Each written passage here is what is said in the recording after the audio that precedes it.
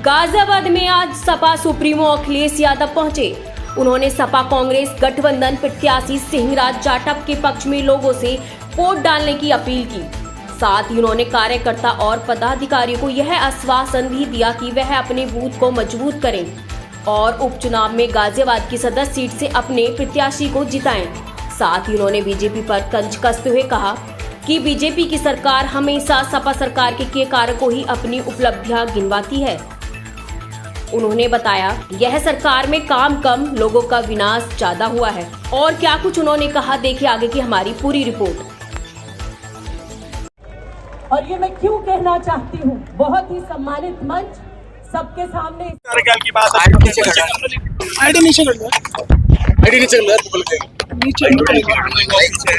देखिए आराम से जी।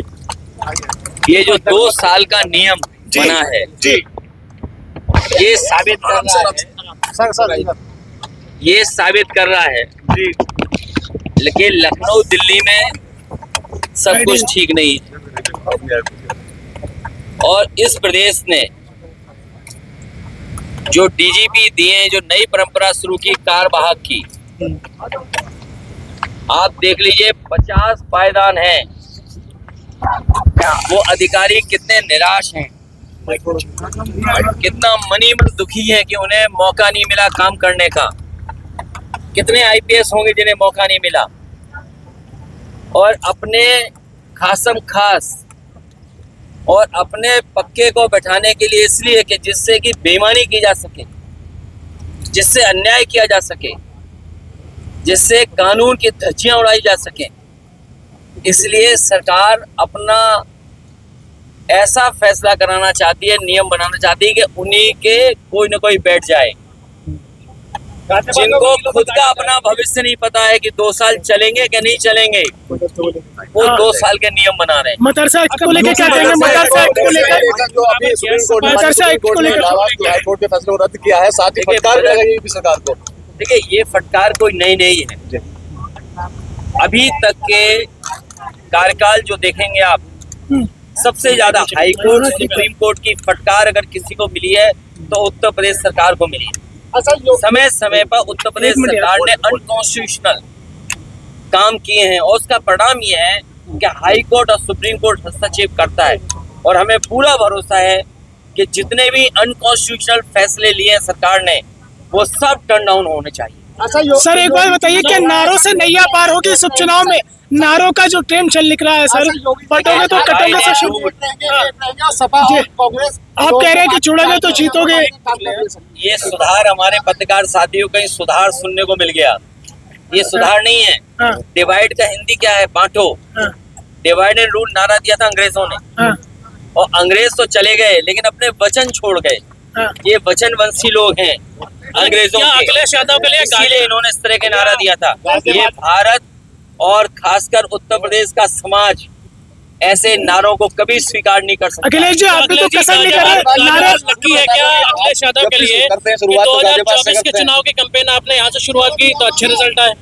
देखिए, गाजियाबाद शुरुआत है, और मैं तो चाहता हूँ कि दिल्ली से बेहतर गाजियाबाद बने। इसका प्रयास हम लोगों ने किया अपनी सरकार में। तमाम वो इंफ्रास्ट्रक्चर के प्रोजेक्ट जो बहुत ज़रूरी थे गाजियाबाद के लिए, वो नेताजी ने, या पुराने जो आप देखोगे इंफ्रास्ट्रक्चर काम, वो कांग्रेस के ज़माने के देखेंगे। इनका तो कोई काम दिखता ही नहीं है। इनका काम केवल ये है कि विनाश कर दो। इनका काम है काम को रोक दो, तोड़ दो, और उसका परिणाम ये है कि आपका साथी भी, मैं नहीं जानता कि वो साथी कितना करीब आपका लोग हुआ, लेकिन पत्रकारों को जिस तरीके से अपमानित होना पड़ रहा है, आप कल्पना नहीं कर सकते। जेल तो भेजा ही भेजा है। और मैं कहता हूँ, अगर आप सच दिखाने लगोगे तो आप में से भी कुछ लोग जेल चले जाएंगे। दबाव है सब पर। ये जितने पत्रकार साथी हैं, ये दबाव में काम कर रहे हैं, और दबाव में नहीं काम करते, और अगर निष्पक्ष होकर काम करते हैं तो कई जगह कपड़े उतार दिए गए, नंगा कर दिया गया पत्रकारों को। अधिवक्ताओं पे भी लाठीचार्ज हुआ गाजियाबाद में। देखिए, जो कोर्ट में हुआ, और अधिवक्ताओं के साथ इस तरह व्यवहार पुलिस को नहीं करना चाहिए था। अगर कोई बात कोर्ट की थी तो मैं समझता हूँ कोर्ट में अपने प्लेटफॉर्म है, उन दोनों पक्षों का बात सुनी जा सकती थी, लेकिन पुलिस ने भी अपना गुस्सा क्यों उतारा? किसका गुस्सा उतारा जा रहा है, जो वकीलों को भी अपमानित होना पड़ा। चुनाव की डेट आगे 20 तारीख को लेके क्या कहते हैं आपने ट्वीट भी किया आपने जाहिर की डेट इसलिए बढ़ाई कि भारतीय जनता पार्टी को भनक पड़ गई कि जो लोग छुट्टी लेकर के आए हैं दिवाली की, भैया दूज की और छठ पूजा की, वो सब लोग इतनी छुट्टी लेकर के आए कि वोट डाल के जाएंगे। तो जब भनक पड़ गई इनको, तो इन्होंने चुनाव आयोग से तारीख बदलवा दी। हार के डर से इन्होंने तारीख बदली है, और उन्हें ये भी पता था कि यूपी में जो वोट पड़ेगा, वो जो हार होगी, जो संदेश जाएगा, कहीं इनका महाराष्ट्र का चुनाव भी न गड़बड़ा जाए। करहल में सर रिश्तेदार आमने सामने है सर, करहल में ये चुनाव भारतीय जनता पार्टी हार रही है, उसी के वजह से चुनाव टाल रही है। करहल मैदान में आपने देखा होगा पहलवानों को, रिंग से बाहर कौन सा पहलवान भागता है? कौन सा पहलवान रिंग से बाहर भागता है बार बार? जो हारता है। इसीलिए कभी अयोध्या का चुनाव टाला इन्होंने, और ये तारीख बदल दी। जब इन्हें यही बढ़ाना था, ये पहले भी तो चुनाव करा सकते थे जिन तारीखों में आज चुनाव हो रहे। क्या वजह कि इन्होंने तारीख बदल दी? इसका फायदा मिलेगा क्या भाजपा को? वो कोई ना कोई खास तैयारी भाजपा कर रही होगी।